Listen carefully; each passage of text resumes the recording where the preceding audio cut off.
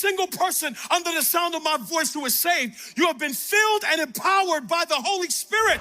And if you are saved, that means you are powerful. If you are saved, that means you are gifted. If you are saved, you are anointed. If you are saved, your mouth and your heart has already been set on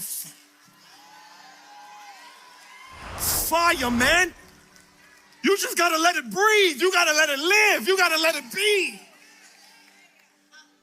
You gotta stop being ashamed. Because the Holy Spirit is in you, you are powerful. Because the Holy Spirit is in you, you have divine help. Because the Holy Spirit is in you, you can tap heaven.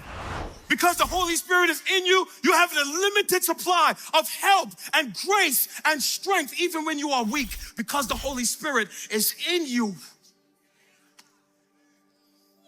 Somebody needs to tell you, you ain't normal.